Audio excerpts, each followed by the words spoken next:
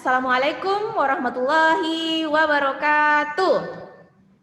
Waalaikumsalam warahmatullahi wabarakatuh. Apa kabar hari ini? Alhamdulillah. Luar biasa. Tetap semangat. Makin cerdas. Yes. Allahu Akbar. Allahu Akbar. Alhamdulillah. Hari ini kita bertemu lagi di kelas virtual seperti ini. Tetapi meskipun kita belajarnya dari rumah, Ibu Guru berharap anak-anakku semua tetap semangat dalam mengikuti pembelajaran hari ini. Dan jangan lupakan 3M. M yang pertama, memakai masker. Yang kedua, mencuci tangan. Oke, yang ketiga, Menjaga jarak. Iya, kita harus selalu menjaga jarak. Seperti biasa, sebelum belajar kita akan berdoa terlebih dahulu, dan doa kali ini akan dipimpin oleh Ananda Naufal Al-Faruq. Posisi berdoa, tangan diangkat, kepala ditundukkan. Silahkan, Nak. Bismillahirrahmanirrahim. Rabbi zidni ilma warzuqni fahma. Alhamdulillah. Sebelum Ibu Guru lanjutkan, kita akan membaca sejenak, membaca materi yang ada di buku cetak halaman 47.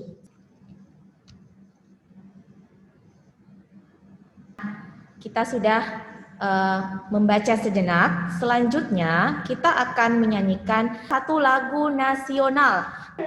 Lagu yang akan kita nyanyikan adalah Mengheningkan Cipta. Oke, ya.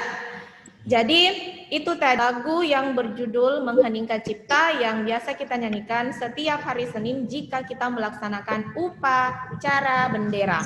Oke, selanjutnya jangan lupa untuk mengisi absen di link Google Form. Sudah Ibu Guru share di Google Classroom. Yang akan kita pelajari selanjutnya, ini ada hubungannya dengan pelajaran kita di pertemuan sebelumnya. Ya, pembelajaran kita sebelumnya itu membahas tentang berbagai bentuk kerjasama ASEAN di bidang ekonomi. Siapa yang bisa menyebutkan salah satu dari bentuk kerjasama ekonomi di lingkup ASEAN? Eka. Mempromosikan pariwisata. Mempromosikan pariwisata. Menyediakan cadangan pangan. Menyediakan cadangan pangan ASEAN. Di lingkup ASEAN. Ada lagi? Mendirikan organisasi yang bernama AFTA. AFTA. Itu adalah bentuk-bentuk kerjasama ASEAN di bidang ekonomi yang kita pelajari pada pertemuan sebelumnya. Nah, pembelajaran kita hari ini, Tuna, ada hubungannya dengan hal tersebut. Ya, hari ini kita akan mempelajari tema 5, wirausaha, subtema 1, kerja keras berbuah kesuksesan, pembelajaran yang kelima. Iya, itu yang akan kita pelajari hari ini. Nah, tujuan pembelajaran kita ada 6. Yang pertama, setelah membaca teks di Google Classroom, peserta didik mampu menganalisis posisi Indonesia dalam kerjasama di bidang ekonomi dalam lingkup ASEAN dengan tepat.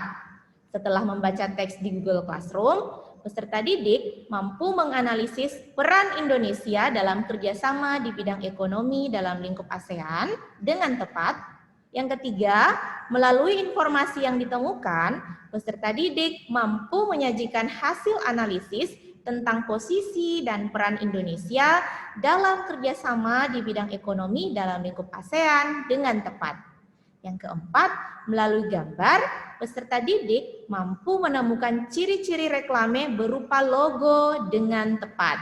Yang kelima, melalui informasi yang ditemukan, peserta didik mampu memahami reklame berupa logo dengan benar. Dan yang terakhir, setelah memahami reklame, peserta didik mampu membuat reklame berupa logo dengan benar.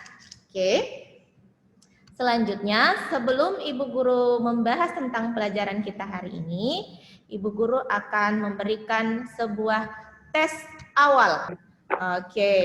Selanjutnya, manfaat yang kita peroleh setelah mempelajari pelajaran hari ini, kita bisa tahu bagaimana sih posisi dan peran Indonesia dalam kerjasama di bidang ekonomi ini. Jadi kita bisa tahu usaha-usaha yang dilakukan oleh Indonesia untuk memajukan perekonomian Indonesia itu sendiri.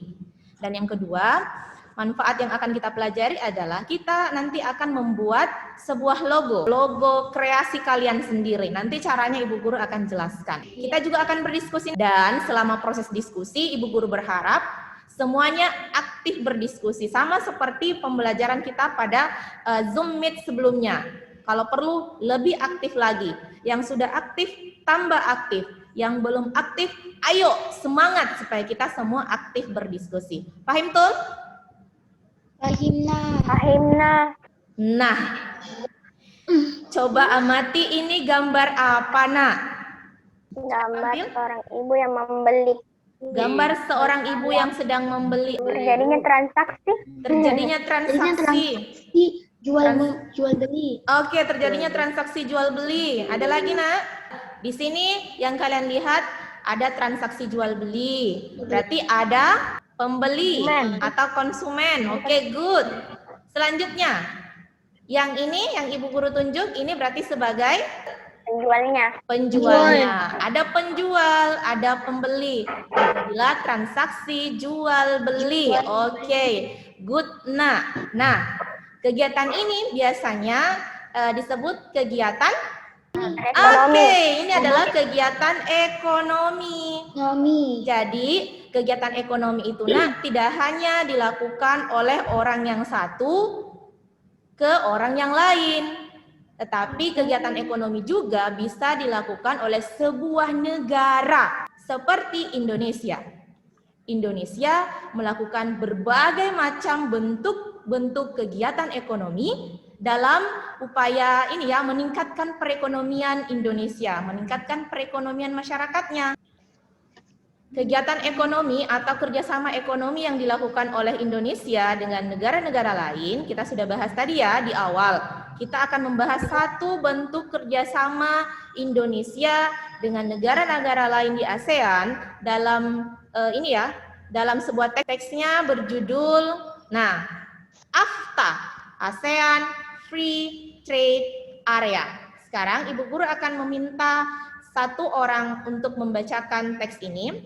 Teks ini juga bisa kalian lihat di Google Classroom. Nanti kalian bisa berdiskusi, kalian bisa lihat teksnya di Google Classroom. Ada juga sudah Ibu Guru kirim di grup WA ya, WhatsApp group. Coba Ananda Zirda, kita baca dulu paragraf pertama.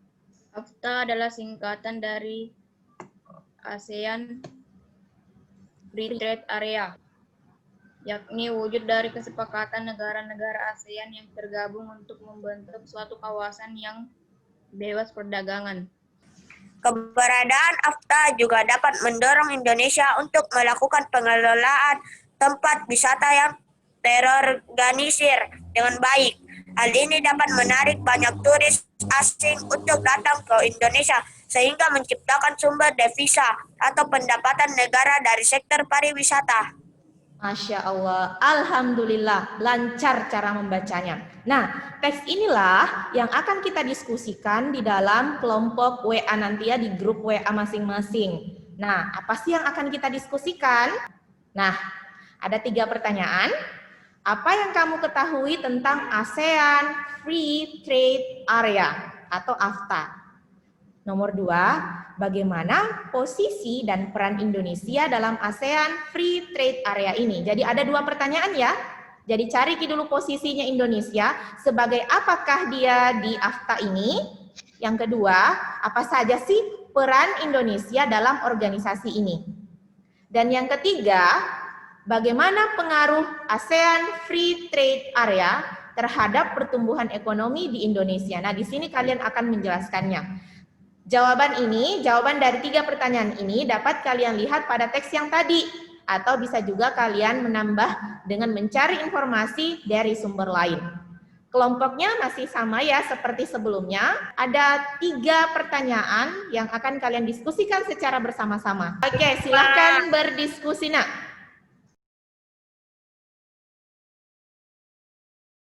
Kita sudah berdiskusi di grup WA masing-masing, dan alhamdulillah semuanya semakin aktif ya. Ibu guru sangat bersyukur semuanya aktif mencari jawaban di berbagai sumber. Tuh, untuk mempersingkat waktu ya, kita langsung berdiskusi tentang 3 pertanyaan ini yang sudah kalian jawab bersama dengan teman-teman yang lain di grup WA. Oke, nomor 1. Apa yang kamu ketahui tentang ASEAN Free Trade Area atau disingkat AFTA? Ibu guru mau dengar jawaban dari kelompok 1. Silahkan perwakilan dari kelompok 1. Apa yang kamu ketahui tentang AFTA? Yang saya ketahui adalah ASEAN Free Trade Area adalah sebuah organisasi yang dibantu oleh negara-negara ASEAN untuk membentuk suatu kawasan bebas perdagangan. Oke, itu jawaban dari kelompok 1. Sekarang Ibu Guru mau pindah ke kelompok 5. Apa yang kamu ketahui tentang ASEAN Free Trade Area atau AFTA? Jawab. ASEAN Free Trade Area atau AFTA adalah wujud dari kesepakatan negara-negara ASEAN yang tergabung untuk meningkatkan daya saing ekonomi di kawasan regional ASEAN. Oke, satu lagi Ibu Guru mau mendengar dari kelompok 3. AFTA adalah kepanjangan dari Free Trade Area, didirikan pada tahun 1992 di Singapura. Oke, itu jawaban dari kelompok 3. Lanjut, kita ke kelompok 2 untuk menjawab pertanyaan nomor 2. Perannya berperan dalam perundingan G20, mengambil bagian dalam mengatur perdagangan. Oke. Peran. Ya, kalau posisinya gimana? Sebagai apa Indonesia sebagai ini? Sebagai pelopor dan pendiri organisasi kerjasama ekonomi antar negara. Oke. Mengambil bagian dalam itu saja.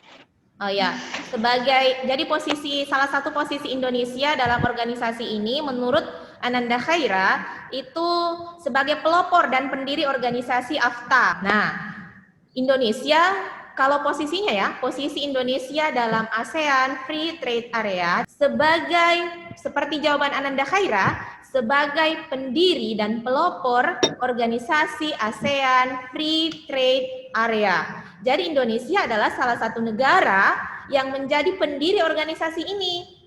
Oke, yang kedua, Indonesia juga sebagai anggota aktif di dalam organisasi ini. Ya. Selanjutnya, peran Indonesia. Karena Indonesia sebagai anggota aktif, maka Indonesia rajin sekali aktif mengirimkan menteri atau pejabat setingkat menteri untuk mengikuti konferensi-konferensi ekonomi yang diselenggarakan di ASEAN. Lanjut, kita lanjut ke nomor 3. Bagaimana sih pengaruh ASEAN Free Trade Area terhadap pertumbuhan ekonomi di Indonesia? Oke. Saya, Bu. Ya, silakan. Bagaimana pengaruh ASEAN Free Trade Area AFTA terhadap pertumbuhan ekonomi di Indonesia? Jelaskan. Ya. Keberadaan AFTA menciptakan peluang besar baru bagi Indonesia, yakni dapat memasarkan produk-produk lokal ke seluruh negara ASEAN dengan tingkat kompetisi yang semakin besar. Oke. Itu jawaban dari Ananda Khansa. Siapa lagi, Nak? Saya, Bu. Iya, silakan. Pengaruh ASEAN Free Trade Area atau AFTA. Produk-produk Indonesia diminati oleh negara-negara ASEAN. Selain itu, banyak generasi muda yang terinspirasi lalu membanggakan negara Indonesia. Oke, itu salah satu pengaruh AFTA terhadap pertumbuhan ekonomi di Indonesia menurut Ananda Zaidan. Oke, satu lagi, Nak. Bagaimana pengaruh ASEAN Free Trade Area AFTA terhadap pertumbuhan ekonomi di Indonesia? Jelaskan. Pengaruh bagi AFTA Indonesia memajukan pengelolaan tempat wisata terorganisir dengan baik. Oke, itu tadi jawaban dari beberapa temannya. Oke, apa sih pengaruh ASEAN Free Trade Area ini terhadap pertumbuhan ekonomi Indonesia? Yang pertama, karena keberadaan AFTA ya menjadi atau membuka peluang pasar internasional yang dapat memperluas perindustrian Indonesia. Jadi dengan adanya organisasi ini, industri-industri, perusahaan-perusahaan yang ada di Indonesia itu terbuka pasarnya hingga ke luar negeri. Oke, kalau terbuka pasarnya otomatis perekonomian atau pendapatannya negara Indonesia menjadi bertambah. Itu tadi diskusi kita tentang 3 nomor ini. Alhamdulillah semuanya sangat aktif berdiskusi. Ibu guru pantau tadi di dalam grup-grup kelompoknya masing-masing. Alhamdulillah. GOODJOB, good job. Good job. Good job. Oke. Kita ice breaking dulu ya. Kita menggerak-gerakkan badan dulu. Bata. Ada hari buku turun dari teman istimewa duduk duduk samping Pak Kusir yang sedang bekerja mengendarai kuda supaya baik. Oke, lebih cepat. Tik tak Tik tak tik tak tik tik tak tik tak tik tik tak. Oke. Nah, karena organisasi ASEAN kan adalah organisasi yang berada di kawasan Asia Tenggara. Nah, supaya lebih mudah organisasi ini dikenali oleh dunia, maka negara-negara ASEAN sepakatnya apa nak? Sepakat untuk menciptakan atau mengkreasikan atau membuat sebuah logo, ya, sebuah logo ASEAN. Di sini ada yang sudah pernah melihat logo ASEAN nak? Ibu. Sudah, oke, kita lihat. Ada yang bisa menjelaskan di Ibu Guru tentang makna atau arti dari setiap warna-warna dari logo atau simbolnya ASEAN ini? Kalau tidak salah yang kuning itu melambangkan perdamaian. Kalau warna kuning menurut Ananda Khaira itu perdamaian. Kalau yang lain, warna putih biasanya melambangkan kesucian. Oke, hebat. Sekarang kita pindah ke warna merah. Keberanian. Mantap suaranya. Oke.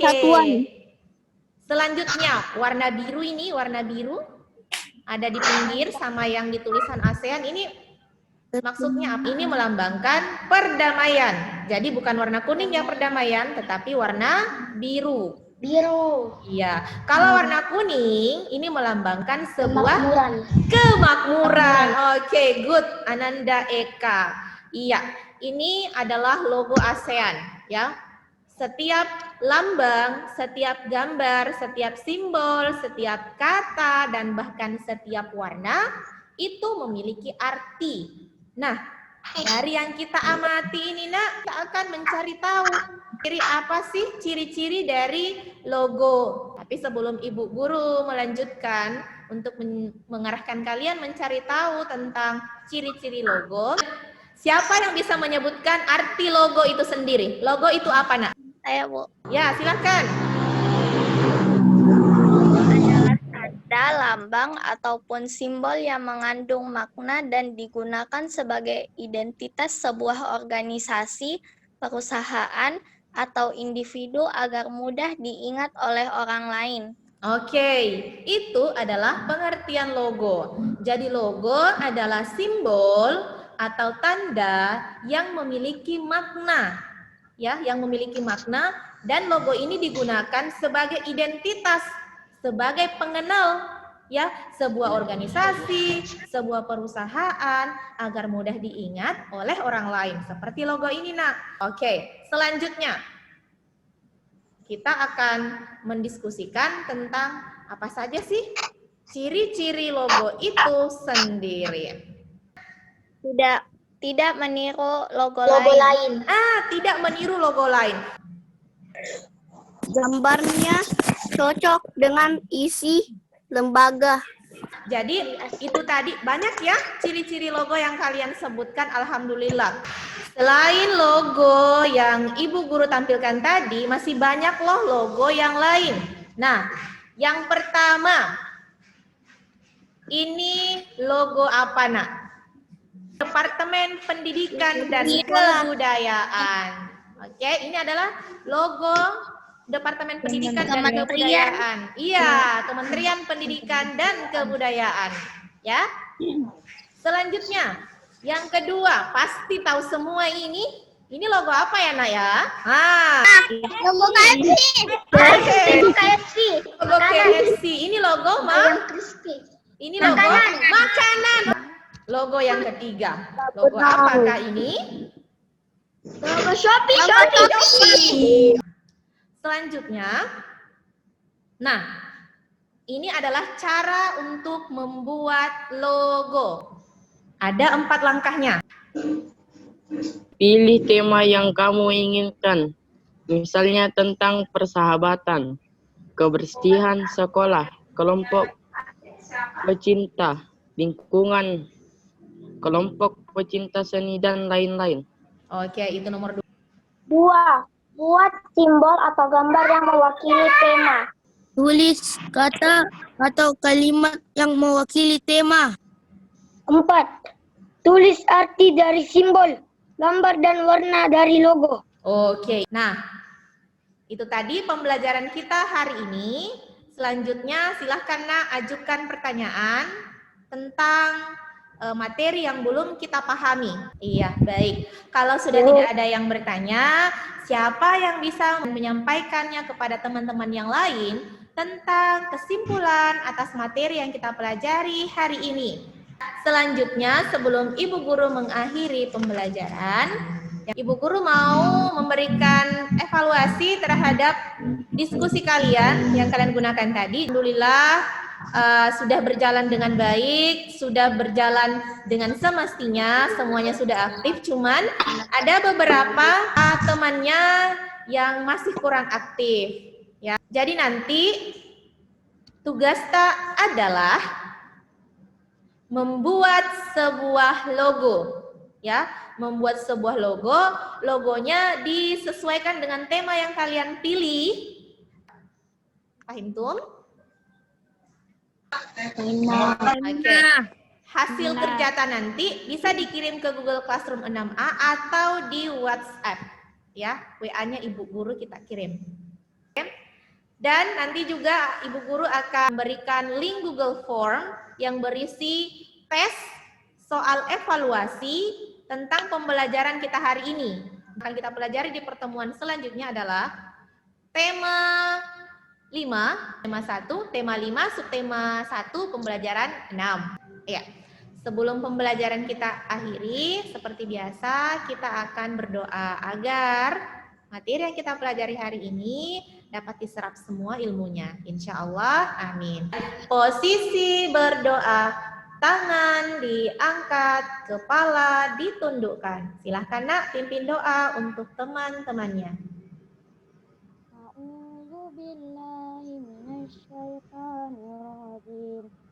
Bismillahirrahmanirrahim. Subhanakallahumma wa bihamdik. Asyhadu an la ilaha illa anta. Astaghfiruka wa atubu ilaik. Sadaqallahul azim. Alhamdulillah pembelajaran hari ini sudah selesai. Assalamualaikum warahmatullahi wabarakatuh. Waalaikumsalam warahmatullahi wabarakatuh.